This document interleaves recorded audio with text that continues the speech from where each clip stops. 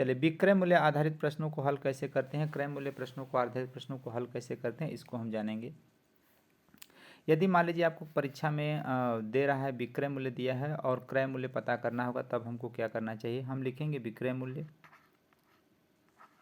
ठीक है, विक्रय मूल्य लिखेंगे और विक्रय मूल्य लिखने के बाद हम क्या करेंगे, हानि होगा या लाभ होगा, हमको क्रय मूल्य पता करना है। अगर हानि होगा तो हम क्या करेंगे, यहाँ पर इसको घटा देंगे। जब हानि होगी तो हम क्या करेंगे, 100 में से हानि को घटा देंगे, हानि प्रतिशत को घटा देंगे। ठीक है, और अगर आपसे विक्रय मूल्य क्रय मूल्य पूछा गया है, क्रय मूल्य को ज्ञात करना है और विक्रय मूल्य दिया हुआ है, यदि हानि हुई होगी तो हम क्या करेंगे, विक्रय मूल्य गुणे 100/100 में से हानि को हम घटा देंगे, हानि प्रतिशत को हम क्या करेंगे, घटा देंगे। लेकिन हमको जब अगर विक्रय मूल्य पता करना होगा या क्रय मूल्य ही पता करना होगा और हमको लाभ जब दिया होगा, तब क्या करेंगे, क्रय मूल्य पता करना होगा और हमको लाभ दिया होगा, तब क्या करेंगे तब हम करेंगे कि विक्रय मूल्य लिखेंगे। ठीक है, विक्रय मूल्य लिखेंगे और विक्रय मूल्य गुणे 100 और बटे के हम 100 में लाभ प्रतिशत को जोड़ देंगे, लाभ प्रतिशत को जोड़ देंगे, लाभ का जो प्रतिशत हुआ उसको हम जोड़ देंगे। ठीक है, अब एक प्रक्रिया तो हमने यहाँ पर देख लिया, अब दूसरी चेन देखते हैं। यदि आपको विक्रय मूल्य पता करना हो, ठीक है, विक्रय मूल्य पता करना हो और आपको जो है क्रय मूल्य दिया हो, तब क्या करेंगे, तो क्रय मूल्य लिखेंगे, क्रय मूल्य, और क्रय मूल्य में 100 में से उसके हर में से जो अंश में से हम हानि को घटाएंगे।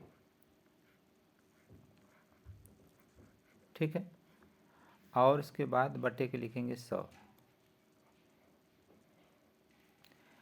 विक्रय मूल्य पता करना होगा जब उसका लाभ दिया होगा, तब क्या कैसे पता करेंगे, लिखेंगे विक्रय मूल्य, विक्रय मूल्य बराबर क्रय मूल्य, क्रय मूल्य गुणे 100 में हम लाभ प्रतिशत को जोड़ देंगे। ठीक है, लाभ प्रतिशत को जोड़ देंगे, जो लाभ प्रतिशत हुआ है, लाभ प्रतिशत को हम जोड़ देंगे। यहाँ पर भी हानि प्रतिशत है। ठीक है, लाभ प्रतिशत को हम जोड़ देंगे और बटा में लिखेंगे 100। ठीक है, इन चीज़ों का आप ध्यान रखेंगे। ऐसे सवाल को जल्दी से हम को विक्रय मूल्य या क्रय मूल्य पता करना होगा तो आसानी से कर पाएंगे। ठीक है, चलिए हम अपने सवाल पर चलते हैं।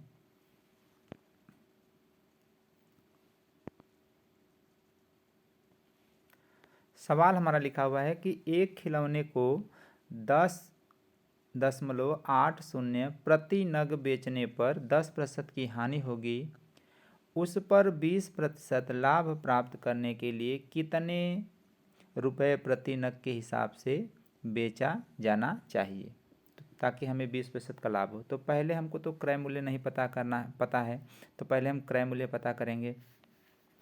तो हम कहेंगे विक्रय मूल्य हमको दिया हुआ है, विक्रय मूल्य दिखा हुआ हमारा 10.80, इसे 10 रुपये 80 पैसा पढ़ेंगे प्रति नग। एक नग का भी परसेंटेज देखिए, चाहे जितने का भी निकाला जाए, प्रति नग के हिसाब से वही उत्तर आएगा।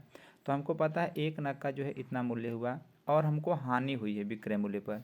तो हमने अभी बताया कि विक्रय मूल्य पर हानि होने पर यह सूत्र हम लगाएंगे। ठीक है, तो हम क्या करेंगे, लिखेंगे 100 और हानि हुई है यानी 10% की हानि हुई है, तो 10% की हानि हुई तो यहाँ पर हम लिखेंगे 100 और में से हम 10 को घटा लेंगे। ठीक है, 10 को घटा देंगे। अब 10 को घटाने पर जो हमारा उत्तर आ जाएगा, तो हमारा उत्तर होगा 10.80 गुणे 100/90।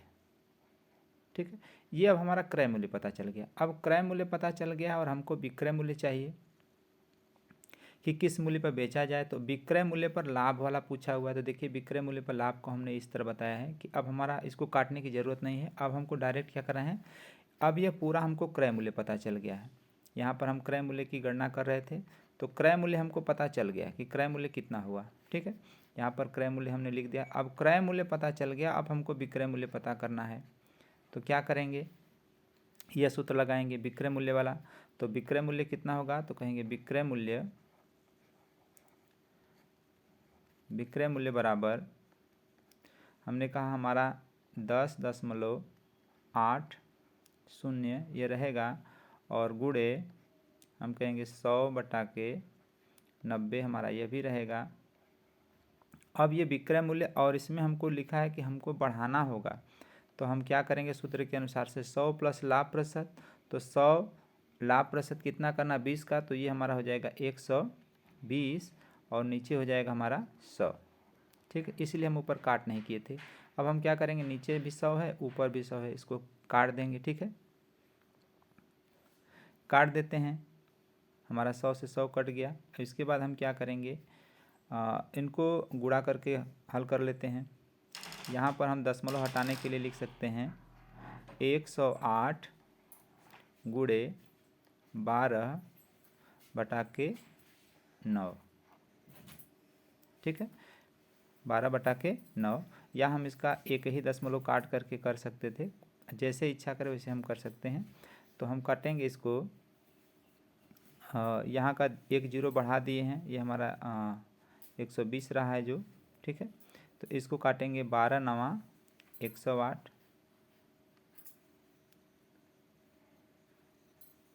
जो 12×9 108 होगा, हमारा कट गया, और ये हो जाएगा हमारा। अभी देखिए नीचे ये 90 था हमारा, लेकिन हमने इसको कितना लिखा, 9 माना हुआ है, तो इसका मतलब अभी हमारा यहाँ पर 10 बचा हुआ है। ठीक है, 10 ये बचा हुआ है।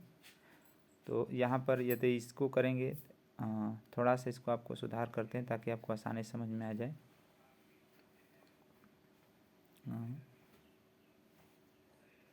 एक मिनट,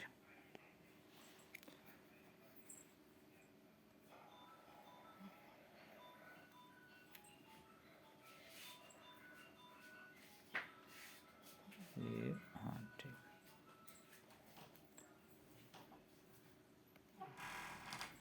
चलिए लिखेंगे।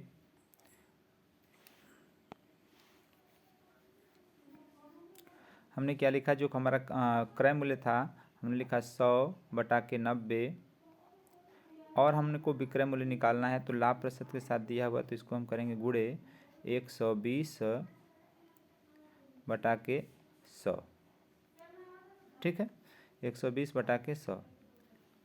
हमने क्या किया, इसको यहाँ पर अभी हमने बताया कि इसको हम काट लेते हैं, 100 से 100 काट देते हैं, 0 से 0 हमने काट लिया। ठीक है, अब हमारे पास जो संख्या बच गया, हमारा बचा 10.80 गुणे 12/9।